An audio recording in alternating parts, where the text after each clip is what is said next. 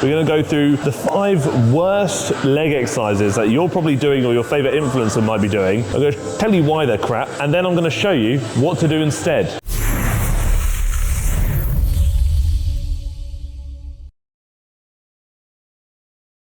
Slightly different one today. I know you're thinking, well, Harry, I've seen this gym before, and you're right, you have, I train here. We were gonna do like a leg day, like a workout vlog, but we've done a few of those recently. Then Taylor, the man behind the camera, shout out Lift the Lens, actually came up with the idea of taking what I do at home, which is basically roasting things, and do it better. So what we're gonna do, we're gonna go through the 5 worst leg exercises that you're probably doing or your favorite influencer might be doing, tell you why they're crap, and then I'm gonna show you what to do instead. But obviously, before we get started, if at any point you like the video, subscribe to the channel, and leave me a nasty comment so I know that you hate me.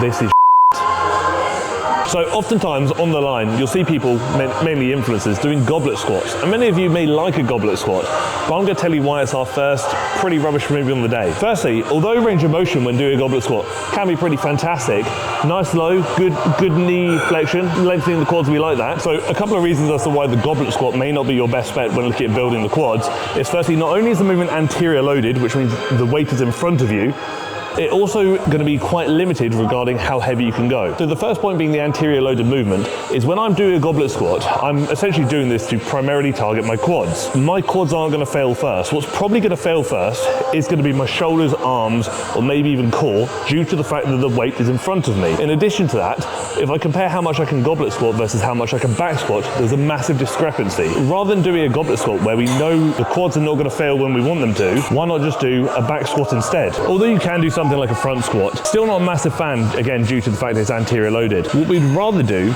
is either a back squat, or if you actually want to be even more stable, you consider a Smith machine squat. Again, with this movement, we are once again primarily targeting the quads because we're trying to get a lot of knee flexion. We're also doing so in a manner that means our shoulders, arms, and whatnot aren't going to fatigue first. And we can actually lift very heavy, and we like lifting heavy. So one of the big issues with the back squat, for example, is going to be the fact that you're not very stable. Also very similar with the goblet squat. When you use a machine of any sort, like a Smith machine, you can essentially remove stability as a concern, which then allows you to probably push a little harder, and also hopefully take the quads, the intended muscle, closer to failure without limiting factors such as your core, stability, and whatnot, holding you back. So another useless movement you see many influencers do is going to be a seated dumbbell good morning, or seated good morning in any capacity. I'll tell you why it's awful in a minute, but I'm going to just show you, and I want to see if you can pick up why it's awful. So this is usually done with the intention of ideally targeting the glutes. All very nice, going down. All very nice. Looking suspicious, looking wide, couldn't push me over, I'm stable. So one of the issues we have with this is when looking at lengthening the glutes, what we really want to do is push the hips back. You'll note as I do this, my hips aren't going back. Nothing is occurring there. What's really happening is a lot of the emphasis is being placed on my lower back, not my glute. If I want this to be effective for my glutes, I want to hinge so my bum will travel backwards. This doesn't let you do that because you're seated. Alternative to the useless seated good morning we saw is actually just a standing good morning. Smith machine, barbell, however you want to do it, is completely up to you. I'm just doing a barbell for ease. All we're going to do is essentially rest the bar on our back, and because we're in a standing position, we can actually let our hips travel, which means we can actually lengthen our glutes, thus taking emphasis a bit away from the lower back and putting it more towards the bottom, which is kind of what you want to do. So hips back, hips back, hips back. Once your hips can no longer travel back, your range of motion is done. Any more range of motion than that, where you go back with back and then all the way down, shifts a lot more emphasis to your lower back. As soon as the hips stop traveling backwards, your glutes are no longer lengthening.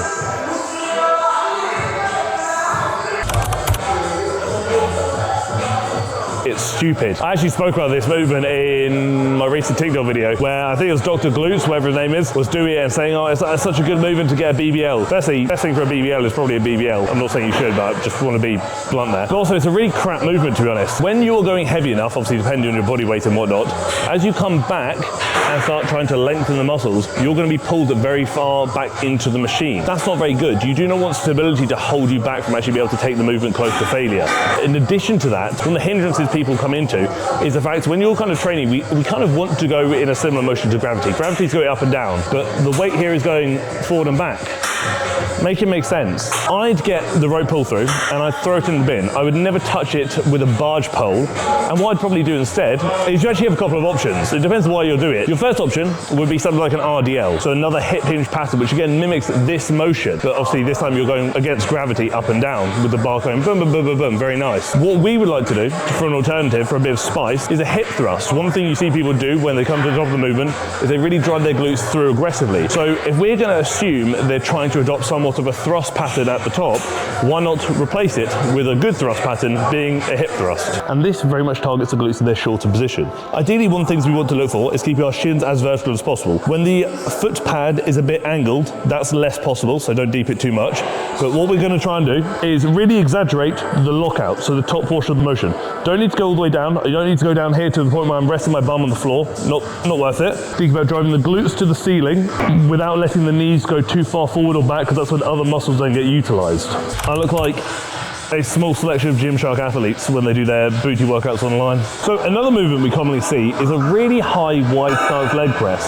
Although not too far from reality, it's a bit crap. So essentially, when we're looking at glutes effectively, what we really want to do is lengthen the glutes. Adopting this really wide stance doesn't really do that too well. It shifts a lot of emphasis over towards the adductors. So what we would do, rather than doing something like this, where you look like you are, I don't know what you look like you're doing, you look like you're prepping for your sumo debut, shift to maybe a unilateral, so one leg at a time, slightly narrower stance whilst maintaining good height, so looking for high narrow, coming down to about 90 degrees at the knee, so we're limiting knee flexion here, shins a bit more vertical, and we're trying to maximize the length of the glute, like so.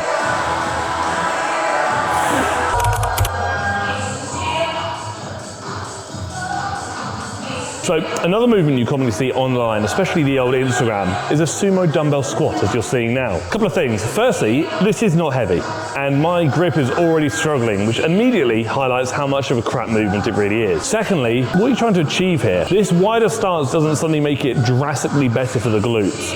What we're kind of looking at when we're looking at glute work is minimizing the flexion, which we are somewhat doing here, and also make sure we're lengthening the glutes properly by kind of driving the hips back slightly as we squat. We don't need to go stupidly wide for that. In the grand scheme of things of the movements we have seen today, it's not the worst, and you can certainly make it more effective if you're doing it on something like a belt squat, for example. But in reality, this movement is not going to give you massive glutes. What you should do is probably incorporate all of the movements I've shown you throughout this video, put them into a workout plan, and if you're still watching at this point looking for a fifth movement, I'd go home.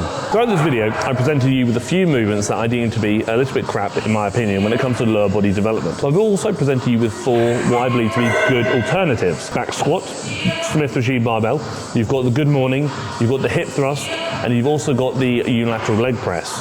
All of these are effective movements and can actually all be done in one session if you so wish. How you order those movements is completely up to you. Ordering movements comes down to priority. If your glutes are a weakness and you want to focus on them first, I'd probably favor the hip thrust and good morning earlier on. If your quads are a weakness, I'd probably favor the squats earlier on. If you do those 4 movements with sufficient intensity, so lifting heavy and training hard, that's probably a good starting point. Doing so will result in far greater benefit and stimulus to the old lower body, resulting in more growth than the pretty crap movements I've shown you throughout this video. But what do I know? I've got a small bottom. As always, down below in the description, not only do you have the link to work with me on a one-to-one online coaching basis, you've also got the link to the TFNL training teams, which for less than $1 a day, you can follow a workout program for either home workouts or gym workouts. You've also got the TFNL clothing, and you've also got the TFNL guides, which if you have any questions about lower body training whatsoever, look at the growth guide and it'll tell you everything, whilst also give you example workouts for you to follow. If you got this far, don't forget to like the video and also potentially subscribe to the channel, as it does mean a lot to me and it reminds YouTube that I'm worth watching sometime. Again, like with all my videos, this is simply my opinion and I'd like to hear yours in the comment section below. Thank you for tolerating me. Thank you for tolerating ample discussion about the lower body, and thank you for tolerating the video.